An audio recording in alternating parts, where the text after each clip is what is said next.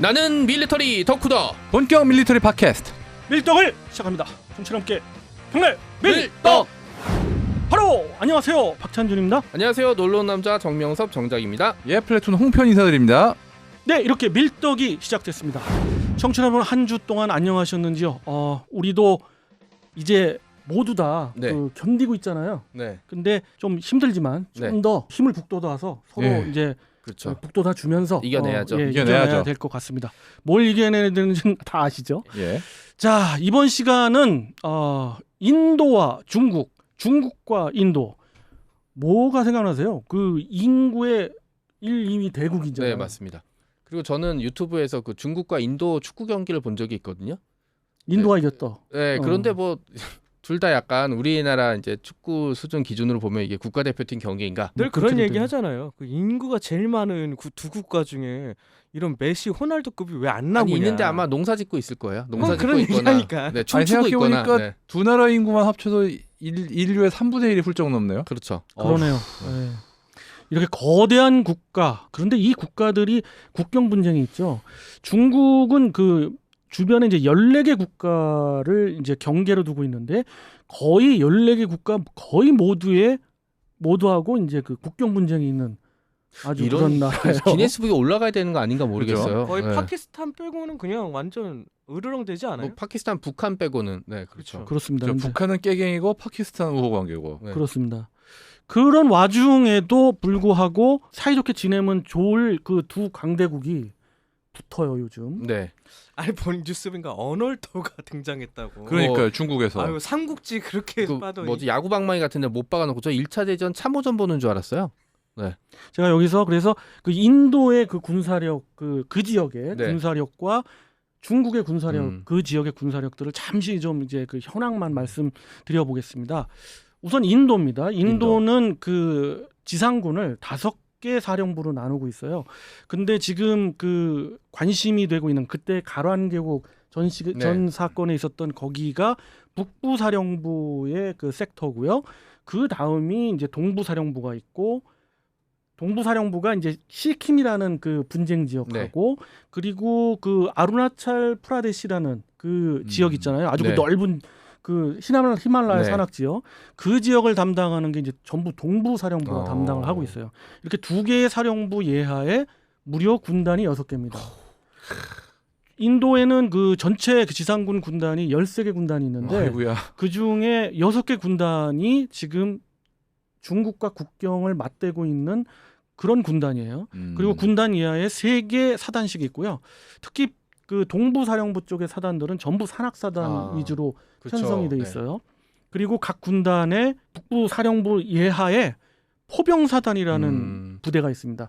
사단이 포병으로 편제되어 있는 건 많지 않은데, 그렇죠. 여단 인도가 정도죠. 또 네. 그렇습니다. 그래가지고 포병으로 편제가 되어 있고요. 그리고 그 항공전력은 또 막강합니다. 항공전력은 3개의 전력으로 나뉘는데, 그중에 중부군하고 그 다음에 동부군이 바로 중국과 맞설 수 있는 항공전력이 되고 있고요. 그렇죠. 뭐 대수나 기종이나 이런 거는 그 좀 차후에 좀 말씀을 좀 드려보겠습니다. 그리고 이제 중국은 개편을 했죠. 5개 군구로 크게 나누죠. 그 중에 서부 군구에 통상 있겠다 싶지만, 사실 서부 군구는 시안이라는 지역을 중심으로 한 충칭 지역을 중심으로 해가지고 76집단군이 있고, 그 밑에 이제 77집단군이 있어요. 이 집단군들은 지금 국경 쪽에 있는 지역을 커버를 못해요. 그래서 이 지역은 무장 경찰 수준은 아니지만 한 개 군을 따로 떼내서 티벳 사령부라고 명명하는 그런 그 부대를 갖고 있고, 그것이 그 여단급으로 5개 여단 정도가 됩니다. 저 신장 위구르도 마찬가지고 티벳도 티벳 마찬가지예요. 지역도? 5개 5개씩 있는 게 아니라 3개 2개 이렇게 있습니다. 그래서 병력으로만 봐도 인도가 많습니다. 왜냐면 사실 중국이 이렇게 좌우로 길게 늘어져 있는 형태이고, 주변 국가 중에 사이가 나쁜 나라도 굉장히 많아서 너무 병력을 많죠. 다 퍼뜨려 놔야죠. 그리고 중요한 데는 사실 닭의 머리에 있는 부분과 네. 닭 그 배에 있는 부분이잖아요. 네. 동부 지역. 예. 그 지역이 굉장히 그 중요하고, 또 대만, 남중국해 뭐 이런 문제가 있어가지고 거기에 지상군들이 집중돼 있거든요. 그래서 상대적으로 이쪽 그 서부 지역은 신장 위구르하고 티벳의 어떤 그 치안 비슷한 것만 유지하면 되겠다 싶어서 그렇게 많은 병력과 또 장비 자체도 그런 신형의 장비들은 없습니다. 나중에 예. 소개드리겠지만 이렇고 항공군, 그러니까 공군을 봤을 때도 서부 전구에 딱 2개 항공사단, 7개 항공사단이 있는데 딱 2개 전투기 항공사단밖에 없어요. 그 2개 전투기 항공사단의 중요한 게 연대죠. 이제 그 비행 연대가 3개씩 해서 6개 비행 연대가 대응할 수 있는 전부입니다. 인도 공군에 네. 그렇습니다. 여러분들 그 공군도 마찬가지인 게 동부 지역 워낙 중국은 땅덩어리가 넓어서 동부 지역에 있는 또는 중부 지역에 있는 그 전투기들이나 전폭기들이 일로 날아오는데 상당한 시간이 걸리고요. 그리고 그 예를 들자면 Su-30 계열이랄지 그러면 그들이 자랑하는 그 스텔스기인 네. 그 젠 20이랄지 이런 것들을 배치하려고 하더라도 거기에 맞는 시설들이 있어야 돼요. 그렇죠. 함부로 못 하거든요. 그렇기 때문에 바로 작전에 투입될 수가 없는 거예요. 영화 보면은 보통 이렇게 날라와서 착륙하고 바로 미사일 달고 그렇습니다. 나가는데 그러면 러닝 타임에 그 때문에 그런 네. 거고. 네. 어떤 그 분들은 부딪히면은 뭐 여긴 젠 20과 Su-30을 이렇게 하는데 현실적으로 불가능하다는 거예요. 테자스 아닌가요? 테자스는 이제 배치를 18대가 실전 배치가 네. 됐고 한 개 비행대대가 완성이 됐거든요. 그래서 투입이 절대 안 될 거고요. 물론 뭐 카스 임무를 할 때 투입을 할 수도 있겠지만 투입할 여력은 안 돼. 거기까지는 안 됩니다. 그렇죠. 예.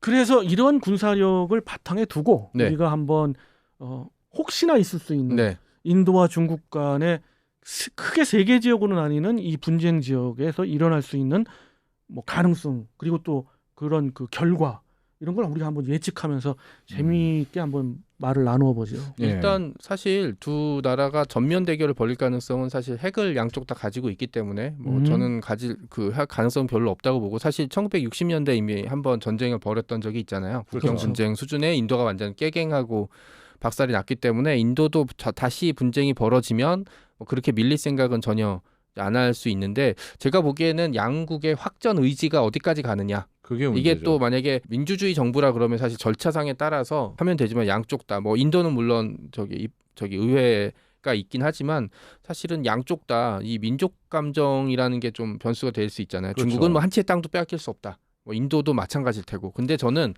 양쪽의 전쟁은 총칼이 아니라 다른 걸로 결정날 것 같아요. 경제. 아, 그럼요. 왜냐하면 지금 양쪽 경제가 좀 비슷하거나 한쪽 경제가 대치하면 모르겠는데 지금 중국이 인도에 무역 흑자를 엄청 내고 있거든요. 휴대폰도 그렇고 하니까 인도에서 그것만 스톱해 버리면 사실 뭐 총포탄 쏠 필요 없을 것 같아요. 일례로 그 틱톡 그 미국이 지금 가져가네 많이 그렇죠. 하는 것도 인도 정부에서 틱톡을 금지시키니까 사용자가 몇 억 명이 이제 떨궈서 나갔거든요. 그리고 지금 인도 휴대폰의 상당수가 지금 이제 중국산 휴대폰이기 때문에 이거 지금 막아버리면 사실 그 중국산 휴대폰은 가격이 싼 것 때문에 그렇지 대체할 수 있는 휴대폰은 얼마든지 있거든요. 그렇죠. 그렇게 되는 식으로 하면은 사실은 인도는 근데 제가 보기엔 인도도 계급 사회가 이제 역사적으로 맞아. 됐잖아요. 그런데 카스트 제도. 예. 그런데 이 그 분쟁이 있고 나서 그 중국에 대한 어떤 그 그렇죠. 반중 감정이 네. 되살아나면서 상당히 그 단합을 하는 근데 그런 그게 모습을 보였어요. 진짜 단합보다는 그거 덕에 당면한 그 계급 문제가 잊혀지는 거죠. 물론 사실은. 그렇죠. 네. 그런데 의외로 그 상상보다는 또는 그 예상보다는 굉장히 그 뭉쳐지는 것 같고 그래서 중국이 좀 움찔할 수도 있는. 원래 이제 외적의 앞에는 다 이렇게 되죠. 중국이 이제 사실 예전에 소련의 대항마로 사실 중국을 이제 선택해서 어느 정도 지원을 많이 해줬었잖아요. 천안문 이제 사태 이후에 이제 그게 끝장났지만 그 이후에 이제 중국이 이제 소위 얘기하는 굴기를 이루면서 사실 제가 보기에는 너무 성급해요. 덩샤오핑 등소평 얘기대로 한 30년은 진짜 엎드려 있었어야 되는데 이게 이제 너무 막 이래버리니까 사실은 얘기했던데 이거 기네스가 하면 전 주변에 있는 국가 중에 딱 2국가 빼고 다 사이가 나쁘다는 거는 이거는 정말 중국의 지도층이 얼마나 외교와 국제 정세에 대해서 하찮게 생각하는지 이제 나오는 거거든요. 사실 밀떡이 이제 군사 분야잖아요. 네, 그러다 그렇죠. 보니까 현실은 이제 네, 그렇죠. 우리 정 작가님 대로 흘러가리라고 저도 보는데 그러나 군사적인 부분을 또 우리가 생각을 안 할 수가 없고 또 이야기를 안 할 수가 없어서 그렇죠. 그쪽으로 화두를 던지면 이제 3개 지역으로 크게 나누잖아요. 네, 뭐 맞습니다. 악사이친 지역 아까 말씀하셨듯 그 예전 60년대에 분쟁이 있어가지고 인도가 밀려서 악사이친 지역을 이제 잃었잖아요. 그런데 그렇죠. 그 지역도 인도가 이제 욕심을 부리지만 중국은 거길 절대 사수하겠다. 절대 사수하죠. 그 이유가 쿤룬 산맥의 그 지류로서 있고 이것이 옛날부터 티베트 지역이다 해가지고 중국 지역이다라고 주장을 하는 거고요. 그리고 이제 저 동쪽 제일 끝 동쪽이 가장 넓고 그런 지역이죠. 아까 말씀드렸던 아루나찰 프라데시 이 지역은 이걸 외우다니. 이 지역은 이 지역은 굉장히 넓은데 네. 이 지역은 다 인도 관할이잖아요. 네, 실질 그렇죠. 지배를 하고 있고 네. 인도가 여기는 절대 사수하겠다. 그래서 여기에 상당한 군사력을 두고 있는데 우리 홍 편집장님은 이런 아까 앞서 말씀드렸던 그런 군사력이 충돌을 만약 한다 그러면 그렇죠. 어느 쪽이 유리할 거라 보세요? 일단 직접적으로 충돌을 한 지상 전 양상을 보면은 중국이 좀 유리하지 않을까 싶은 게 일단 쉽게 해서 그 창 끝의 수준이 네. 아무래도 중국이 더 나아요. 아, 일단 네네. 보병의 훈련 수준이라든지 장비, 그 다음에 그들을 지원하는 어떤 전차 같은 야포 같은 그런 어떤 최일선 전연 장비들의 수준이 아무래도 중국이 낮습니다. 실내로 전차만 해도 지금 인도에는 그 지역에 당장 투입할 만한 전차가 별로 없어요. 그죠? 근데 인도 같은 경우는 뭐 수송기로 T-72 전차를 거기까지 투입한다는 얘기는 있지만 아무래도 40톤대의 T-72가 산악지형에서 기동하는데 한계가 있죠. 아 그렇죠. 산악에서는 이제 전차전은 일어날 수가 그러니까 없죠. 이족 보행 아, 경기를 빨리. 그런데 네. 반면 중국은 경전차가 40톤대 초반이긴 하지만 그래도 VT-15라고 15식 경전차. 이게 T-72보다는 산악지형에서의 운용이 훨씬 유리하다. 이렇게 평가를 받고 있어요, 지금. 그런 면도 있고. 경전차. 네. 경전차. 그래서 일단 이 부분은 확실히 인도가 열세고 그다음에 포병 같은 경우도 인도가 뭐 K9을 가져왔다고 하지만 문제는 K9 같은 경우도 그 지역에서 실제로 방열해서 사격할 수 있는 위치가 꽤 제한적이고 반면 이 경포병 쪽에는 중국이 여러 가지를 많이 개발을 해가지고 외래 좀 유리할 수도 있어요. 어떻게 보면.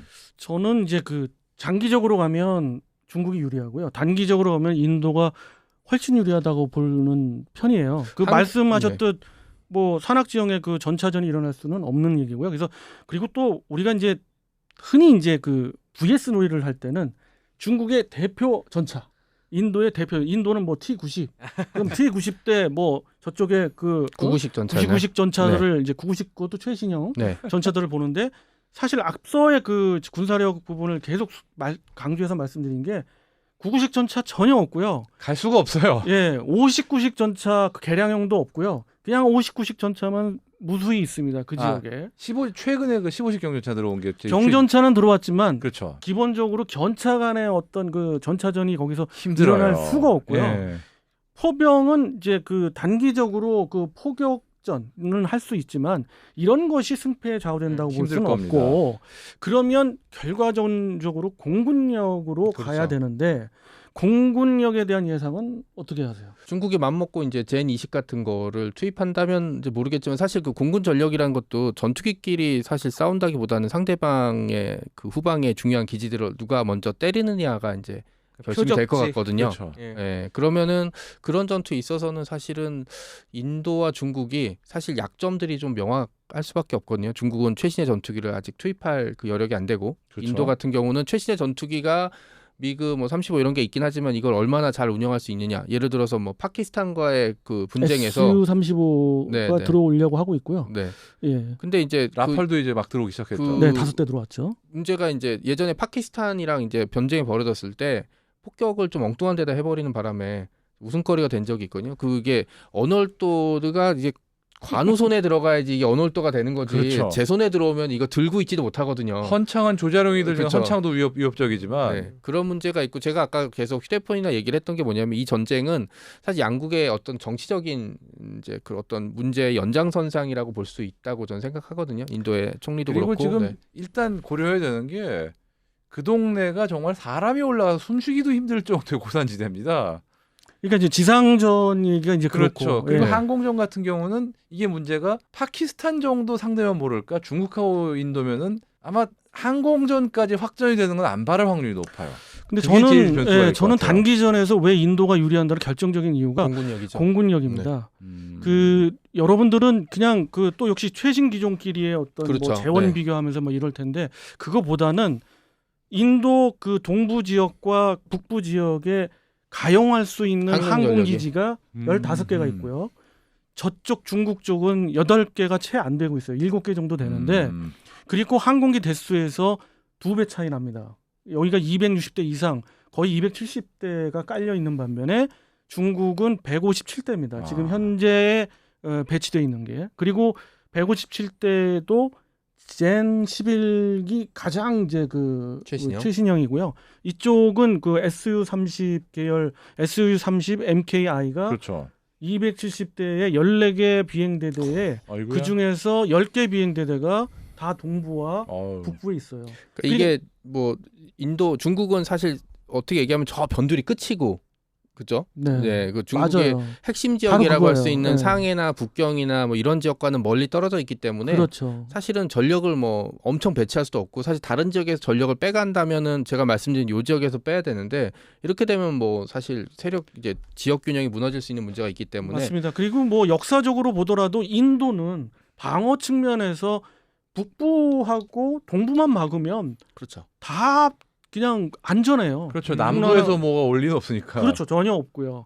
그렇기 때문에 이쪽 파키스탄 쪽의 국경선은 그나마 좀 이쪽 중국하고 비교하면 좀 짧고요. 거기다 저기 파키스탄의 중심이 굉장히 짧은 편이라 사실 파키스탄도 불똥 튀는 걸 굉장히 무서워할 것 같아요. 그렇습니다. 그래서 서부 사령부하고 남서부 사령부가 따로 별도로 있는 거고 거기에 군단만 5개 군단을 그렇죠. 네. 배치해 놓고 있거든요. 그러니까 거기를 건드리지 않는 상황에서의 그 인도는 그 대비를 하고 있는 거고 중국 입장에서는 훨씬 더 중요한 러시아하고의 그 대결을 해야 될 훨씬 더 중요한 이 또 그 한반도 지역을 심양군구라고 예전에 표현했던 북부 전구가 굉장히 중요하고 그렇죠.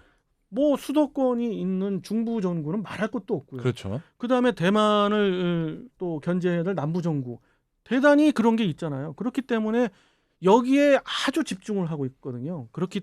이러한 정황으로 봤을 때에 저는 단기전에서는 인도, 장기전을 가면 뭐 여러 가지 경제력이나 보급력이 네. 앞서는 중국이 앞설 것 같아요. 그런데 최근에 화두가 되는 것 중에 하나가 탄도미사일 부분이잖아요. 아그나 시리즈를 말씀하시는 예, 거예요. 예. 이런 부분들을 활용할 수도 있지 않을까. 힘들 거예요. 그 단계까지 간다면 이제 핵 전쟁 내지는 국가 대 국가의 전면전인 거죠. 그래서 그 천안 사건이라든가 뭐 연평해전 때도 우리가 뭐 북한 쪽하고 충돌이 있을 때 북한 쪽에서 미사일을 조준하려고 그러면 우리가 피한다든가 미사일이 일종의 어떤 확전의 상징처럼 보이고 있는데 그건 인도 중국도 마찬가지로 생각해요. 그러니까 저는 개인적으로 만약에 그 악사이친 지역 인도가 이제 악사이친 지역을 공격한다면 이거는 인도가 진짜 굳게 마음을 먹고 공격한다는 왜냐하면 빼앗긴 땅을 다시 공격하는 거니까 이거는 이제 그 국민 감정상 절대로 여기를 밀고 들어갔다가는 후퇴는 못 하거든요. 그렇겠죠. 예. 근데 이제 두 번째 말씀하신 그 이름이 긴 지역은 사실은 중국이 이제 건드리기 좀 쉬운 지역이잖아요. 그나마 평야 지역이고. 그러니까 여기서 만약에 분쟁이 심화된다면 제가 보기에는 양쪽 다 뭐 길게 갈 생각은 없다. 라는 뜻으로 좀 생각을 합니다. 악사이친 지역은 조금 상징성이 강해서 여기서 이제 뭔가 분쟁이 심해진다. 그러니까 지금 수준은 뭐 언월도 들고 쇠몽둥이 들고 이제 못 박힌 몽둥이 들고 가는데 이제 지금 소총으로 공격하기 시작했죠. 그렇죠. 네. 만약에 그럼에도 국경 분쟁이 돼서 지역에서 만약 전투가 네. 일어난다. 그랬을 때 그 댓글에 그런 얘기도 있더라고요.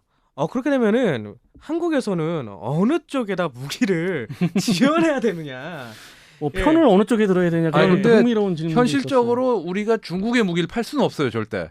그렇죠. 결국은 인도에 수출할 수밖에 없어요. 인도가 사겠다 그러면. 만약에 사면 어떤 전략 무기가 수출이 될까요? 아마 K9 도입 수량을 늘릴 거예요. 인도는. 한학전의 그 전차전은 사실은 있을 수가 없어서 조금 배제를 한 상황에서 본다면 저는 그렇게 생각해요. 그 공군력이 핵심이고 공군력에서 지상을 지원할 수 있는 공중의 제공권 장악은 서로 하려고 할 거고 제공권이 어느 쪽이 장악된다고 했을 때 그 지상군을 지원할 수 있는 그 지원 공격기가 필요하다. 근데 지금 미그 21 가지고 어렵다는 거죠. 미그 21. 와요. 지금 11개 비행대대밖에 남지도 않았고요. 한때는 840대나 갖고 있었지만 지금 132대로 줄었고. 근데 여기를 이제 그 할 수 있는 우리 FA-50이 저는 팔 수 있는 또 어떤 그다음에 뭐 이제 중국이 호재지 않을까 생각해보기도 합니다. 잠수함을 도입할 때도 네. 한 200억, 300대 좀 확 사갔으면 좋겠네요. 그러면. 자, 이건 뭐 우리나라의 무기 체계가 그렇게 그 다른 나라의 각광을 네. 받는 시기이라서 그런 또 질문도 네, 나온 맞습니다. 것 같아요. 그러니까 이제 댓글 중에서 우리나라가 이제 무기를 수출하는 단계 이게 약간 강대국 버전이잖아요. 그죠, 막 예. 지역에서 분쟁 나면 우리 뭐 팔지 막 이러는 그리고 그런 느낌이라. 인도는 그렇게 호락호락 무기를 쉽게 사갈 나라가 아닌 게 요즘도 메이크 인 인디아를 강화한다고 해가지고 인도 국산화를 굉장히 강하게 추진하고 있기 때문에 아마 우리가 무기를 오퍼하면은 우리가 암에 걸려서 6번 죽을 때까지 우리를 괴롭힐 겁니다. 아마. 그 아까 말씀드린 그 전제는 우리가 인도가 사간다는 얘기가 아니라 인도가 정말 급해졌을 때 분쟁이 진짜 일어났을 때 긴급 조달로 할 수는 예. 있겠다는 하나 얘기죠. 생각났어요. 현궁. 현궁. 현금은 가능성이 네, 높아요. 가능성이 높죠. 현궁은 진짜 그 산악사단한테 주면 상당한 그 효과를 발휘할 그 거예요. 다음에 비호 복합 같은 경우도 사실 이제 차륜형 말고 장륜형 같은 경우는 이제 가볍으니까 올라갈 수가 있겠죠. 올라간다기보다는 비호복합은 그거죠. 이제 그 바로 이제 후방에 있는 사단을 산악사단을 그렇죠. 네. 그렇죠. 보호하기 위한 그 방공하기 위한 적어도 방공망으로 괜찮겠죠. 뭐 어쨌든 뭔가 수출이 되면 좋겠지만 확전은 안 두고 됐으면 봐야죠. 좋겠어요. 확전이 안 네. 되는 게 최고입니다. 예. 근데 사실 그 답은 그 밀떡의 답은 정 작가님이 서두에서 말씀하신 그 내용인 것 같습니다. 서로 간의 전쟁은 피할 거고요. 네. 그런 어떤 신경전은 벌일 거고요. 경제 문제도 있고 여러 가지 문제가 얽히고 설켜 있기 때문에 또 미국은 인도를 분명 지원하고 있습니다. SU-30이 그 심지어 젠 20에 대한 어떤 특성도 알고 있다는 얘기가 인도가 아는 게 아니에요. 바로 그 제가 알고 있는 정보로는 포세이돈이 도입하면서 그걸 같이 넘겼어요. 인도와 호주와 일본과 베트남 이 지역을 묶는 어떤 방어 전략이 미국의 또 핵심이기 때문에 그렇게 인도도 만만치가 않다. 그렇죠. 아니, 그리고 솔직히 무기 수출보다 솔직히 말씀드리면 인도와 중국 간의 전쟁이 없이 평화가 유지돼서 민간 분야 수출이 유지되는 게 우리 입장에서 훨씬 그렇죠. 유리합니다. 무기 수출고 솔직히 푼돈이에요. 네. 경제 전체 비하면. 홍 필장님께서 참으로 경제적으로 그렇죠. 그 아주 결론을 내주셨어요. 우리는 평화를 사랑하는 그렇죠. 네. 민족이고 그 두 국가 모두 평화롭게 서로 좀 양보해가지고 그래 네. 악사이 친지요. 그래 그냥 시료 지배하고 있으니까 중국 니네가 해. 근데 너네 저 시킴 지역과 그 나머지 지역은 절대 안 돼. 이건 인도가 시료 지배하고 있기 때문에 탐내지 마. 이래가지고 서로 좀 윈윈했으면 제일 좋겠어요. 다만 딱 한 가지 변수는 인도보다 중국인 게 중국이 과연 특히 현재 시진핑 정권이 얼마나 이 합리적으로 할까 하는데 참 그게 걱정이에요. 합리적인 판단이 가능한지가 좀 애매합니다. 중국은 요즘. 반대로 얘기하면 아루나찰 그 프라데시 지역 말고 인도양 지역을 그 지금 각각의 나라 뭐 스리랑카니 몰디브니 뭐 하는 나라들을 전부 매수해서 진주 목걸이 전략을 완성하고 있잖아요. 그렇죠. 그것이 또 중국의 전략이기도 해요. 결국은 이 지역도 인도 중국으로 볼 것이 아니라 크게 보면 미중의 패권 다툼의 장이다라고 결론을 그리고 또 아마 군사적으로 결정이 된다면 이 지역에서 결정이 될 가능성은 저는 개인적으로 우리나라 한반도나 시베리아 지역보다 가능성이 높다고 봅니다. 예. 네, 이렇게 인도와 중국 간의 분쟁에 대해서 한번 이야기 나눠봤고요. 우리 나름대로의 그 이야기를 또 풀어봤습니다. 여러분들 또 어떻게 생각하세요? 뭐 많은 댓글을 통해서 한번 그 소개를 해주시고 우리가 또 한번 그 확인해 보도록 네, 맞습니다. 하는 시간을 네. 갖도록 하겠습니다. 자, 청취자 함께 형님 밀떡!